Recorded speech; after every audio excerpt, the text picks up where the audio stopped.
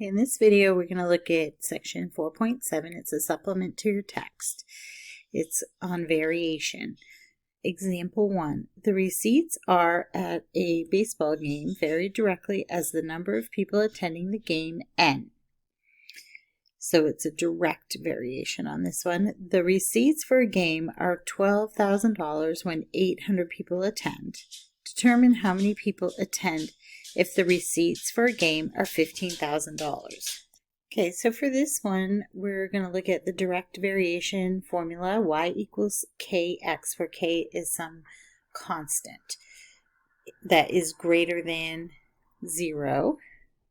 So let's make sure we put that in there. We also want to look at the wording that we have. It would be y varies directly as x if there exists some constant k such that y equals kx, where k is greater than 0. Okay, so we're going to look at, again, let me just write this down. Y varies directly as x. It's the wording we're looking for. So as x gets bigger, then y will get bigger. Okay, if x gets smaller, then y will get smaller.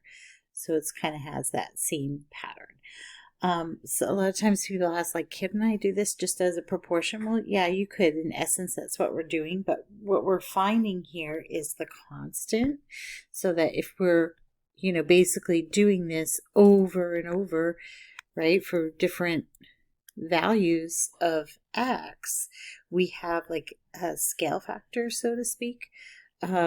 So that's what we're trying to do in step 1. We're going to find k. Okay, so we need to find k given the other info, from the given info in the problem. So let's step that or plug that stuff in. So we're going to take our y equals kx, and we know that our receipts, so we have r for receipts, that's our output that we're going to get, equals some constant k, we're going to try to find that, times the number of people attending the game. Okay, so this is y varies directly as x. So that's the pattern. And we know what we have for the receipts is $12,000. So we put 12,000 in there for R. We just leave K. We don't know that yet. N is 800 people. Okay, we could write 800K, kind of makes more sense, but just so you see how it lays out exactly as we're reading it. And then just divide both sides by 800. Okay, and then we're going to get K equals 15. Okay, so that's kind of our growth rate. And what does that represent, do you think, in actual, real life, if we have, N people attending and we're multiplying by 15 each time and getting $12,000, then we're actually figuring out like the 15 is the price of the ticket. So that's what we're using. Now for step 2, we're going to plug that K in and answer our question. So now we have determined how many people attend if the receipts for a game are $15,000. So now I'm going to answer the question. Use K that I found over here to answer the question. So sometimes I think people get a little confused because there are the 2 steps here, and aren't sure where to start. So you're always going to start at this, find K, figure that out. Then you're going to use K over here. So we're going to now plug in our R equals Kn. We know K is 15, so let's plug that in there. What else do we know? We know the receipts are $15,000, right? So we can plug that in also.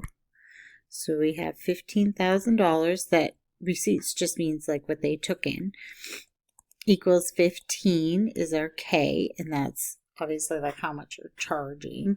And then N we don't know, but we can figure it out now that we have this formula. So we're going to just do our algebraic process, and we get N equals 1,000. So then we need to answer the question in a sentence. I'm going to put that in a little square over here. And we would just say something really simple like 1,000 people attended if receipts were $15,000. So that is direct variation. The next one we're going to look at is inverse variation. So we'll talk about that in a minute. And then there's a couple of try it now problems. So this one matches what I just did. So if you want to pause and do that now, you can, or we can work through this example first with me. I will do both of the practice problems out, but I'll make sure you see the answer before you try it so you can check, and then you can skip that part of the video if you're getting it right. So here we have example 2. The time T it takes to bake a turkey varies inversely with the oven temperature T. So Y varies inversely with X. If it takes 3 hours to bake a turkey at 300 degrees Fahrenheit, how long will it take to bake at 250 degrees? That's pretty low temp. So first thing, I'm going to write out the same kind of definition here. So we have inverse variation. Okay, so we have Y equals K over X. That's our formula. We have to have K is greater than 0 and X is not equal to 0 because we can't have an undefined situation and talk about a formula. So Y varies inversely as X is how we kind of decipher what's going on in the problem, which is our output versus our input.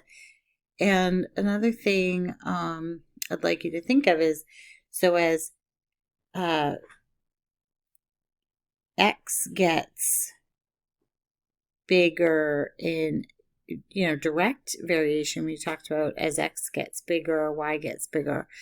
But as X gets bigger here, if I get a bigger and bigger denominator, this output is going to get smaller. For example, like if I have, say my constant is, 1, for example, like 1/2 versus, that would be greater than 1/3 is greater than 1/10 is greater than 1, over 200, for instance, right? So as X gets bigger, Y gets smaller. So you might want to write that down too. And vice versa, if X is getting smaller, then Y would get bigger. Because if I had a situation like this, we'll do 1 over 1/2, like say I have, or even just start with a bigger number. Like say I have 1 over 5, right? That would be greater or less than, if I went like this, 1 over 1/2 is smaller than 5, right? So, but when I divide that out, that actually equals 2. So then I'm getting bigger and bigger. As this decreases, my output gets bigger and bigger. So we have the same idea that we are going to find K given our information from given info. So we want to put it in terms of what's written there. So the time T it takes to bake a turkey varies inversely. So I know I'm going to have a fraction here with the oven temperature. So we have capital T goes in the denominator. That's like my x, right? And then I have some constant K that I would be working with. Now I'm going to just substitute in the given info. So I would do T is given as 3 hours. K, I don't know. Remember, I'm trying to find that in step 1. And then my temperature is 300 degrees. Then I go ahead and solve that. Just multiply both sides by 300. And I would get K equals 900. Now remember, in the second step, it's the same idea. We are going to use K. So first we find K, then we use K. Okay, to answer the question. Okay, so I'm just rewriting my formula here using the variables that I'm given that are declared in the problem. So now I'm trying to find out how long will it take to bake at 250. So I'm trying to find time here. So I'm just going to leave that one as T. I know K is 900.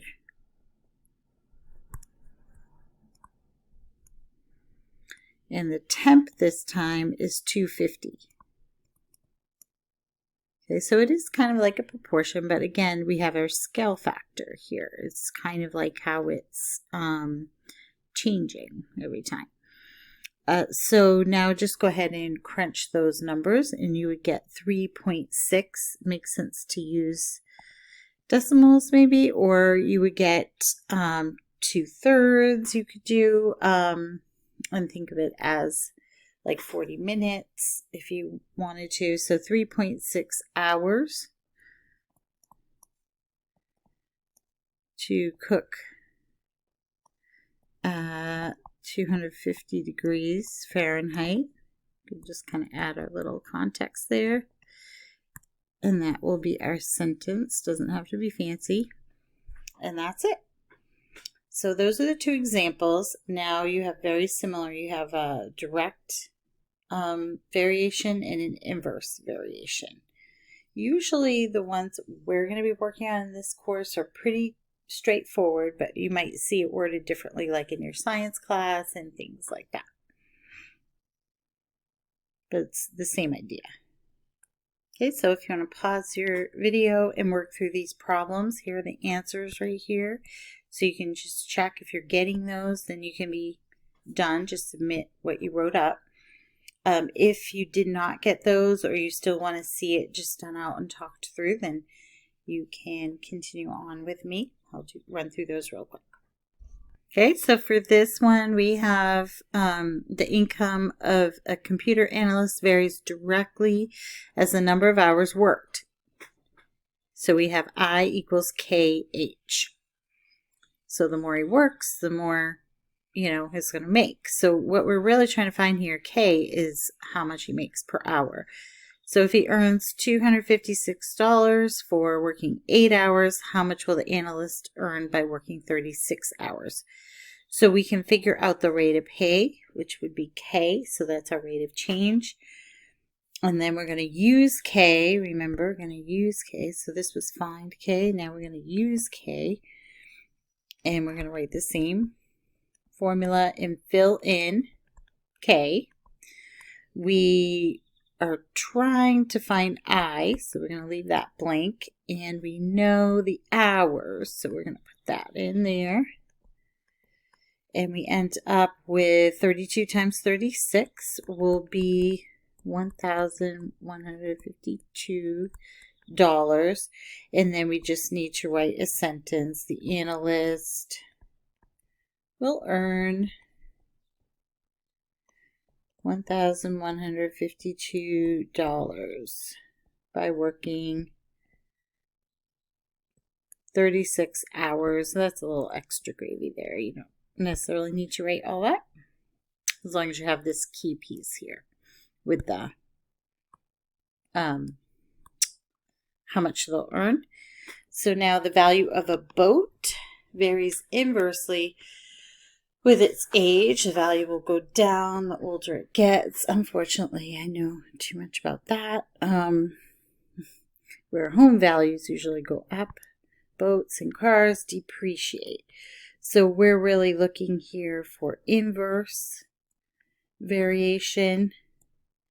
Y equals K over X, but I'm going to actually use the letters that were given. So B is, the value is B equals K over A for age.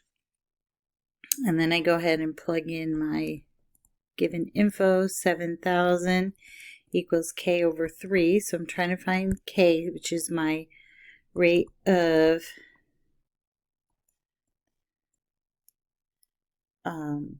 or the amount that it's going to be for K.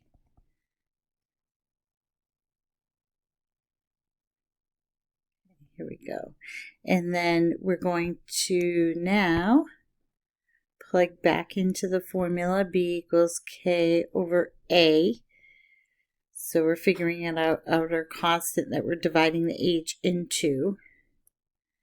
B equals 21,000 divided by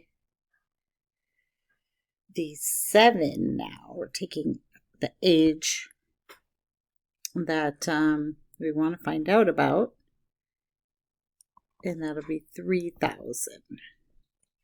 And then just write it in a sentence. The boat will be worth $3,000 after 7 years. And that's it for these lessons. Pretty short. Just try some of the homework. There'll just be a paper homework for this, I believe. So pretty light on this topic, but you will have maybe 1 or 2 quiz questions. There could be something on the test as well. But it's really just using your same algebra skills and kind of goes along with the problem solving. It's just that we have a very specific pattern and way to approach these. So it makes it nice for you not to have to kind of, reinvent the wheel. So sometimes you're just asked for the constant K. Other times you need to answer the question. So make sure you're getting all parts completed. Have a great day.